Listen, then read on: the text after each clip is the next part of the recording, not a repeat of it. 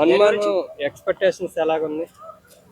Hanuman expectations అయితే next లెవెల్లో ఉన్నాయి భయ్య. సంక్రాంతి రేజ్ లో అందరు పెద్ద పెద్ద స్టార్ హీరోస్ వస్తున్నారు. బట్ హనుమాన్ సినిమాలో ఆయన నటించింది చిన్న హీరో అయినా సరే ఆ కాన్సెప్ట్ కానీ ఆ స్టోరీ కానీ చాలా ట్రైలర్లో మంచి కొత్త ఫీల్ అనిపిస్తుంది అనమాట.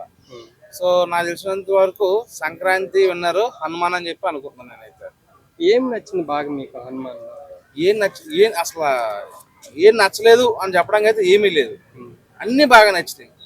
ఒక టైంలో నితిన్ శ్రీ ఆంజనేయ సినిమా చూసాం కదా, సో ఆ సినిమాతో పోల్చుకుంటే ఈ సినిమాలో 1000 రెట్లు బాగున్నాయి.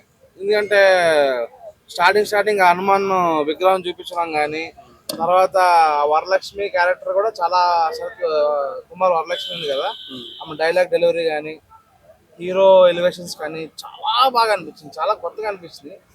బ్యాక్గ్రౌండ్ మ్యూజిక్ కూడా సూపర్ అనిపించింది. జై హనుమాన్ స్టార్టింగ్ ట్రైలర్లోనే ఉంటాయి కదా, చాలా కొత్త ఫీల్ అయితే నాకు అనిపించింది. అంటే ఒక ట్యాగ్ ఇచ్చారు ఇండియన్ సూపర్ హీరోస్ అని, అది మీకు ఎలాగ అనిపించింది? అంటే మన పురాణాల నుండి సూపర్ హీరోస్ బయటికి చేస్తారు. అవును యాక్చువల్గా హనుమాన్ అంటే కనుక చాలా మంది ట్రెడిషనల్ వేర్ లా చూస్తారు కదా, బట్ ఈ హనుమాన్ అనేది అసలు ఈ టైంలో ఒకసారి హనుమంతుడు కానీ ఒక భక్తుని కరుణిస్తే కనుక ఆ భక్తుడు ఎంత ఎదుగుతాడో అనేది ఈ సినిమా అయితే చూపించాడు.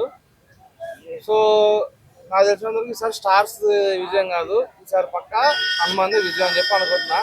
అలాగే ఒకసారి నితిన్ కూడా కొత్త ఇంటర్వ్యూలో చూస్తే కనుక చెప్పిండు, మీరు ఏ సినిమా రీమేక్ చేయాలనుకుంటున్నారంటే శ్రీ ఆంజనేయులు రీమేక్ అన్నాడు. సో హనుమాన్కి అయితే మంచి బాగా ఎక్స్పెక్టేషన్స్ ఉన్నాయి. సో సినిమా వాళ్ళు ఎవరు కూడా టెన్షన్ పడాల్సిన అవసరం లేదు, అది 100% ఇండస్ట్రీ హిట్. అది సంక్రాంతి ఉన్నారు కూడా హనుమానే. గ్రాఫిక్స్ ఎలాగండి?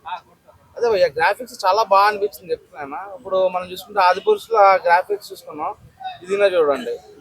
So Bollywood plus Tollywood comparison చేయండి, దానిలో అన్ని కోట్లు పెట్టి అంత గ్రాఫిక్స్ ఇచ్చినా సరే జనాలకు ఎవరికి ఎక్కలేదు. బట్ దీనిలో తక్కువ బడ్జెట్ అయినా సరే గ్రాఫిక్స్ చూడటానికి చాలా బాగా అనిపించింది. సో మంచి కలర్ఫుల్గా కూడా అనిపిస్తుంది. సో సినిమాలో హైలైట్ కూడా నాకు తెలిసి వరలక్ష్మి శరత్ కుమార్ కూడా మంచి హైలైట్ అవుతుంది అని చెప్పి అనుకుంటున్నాను.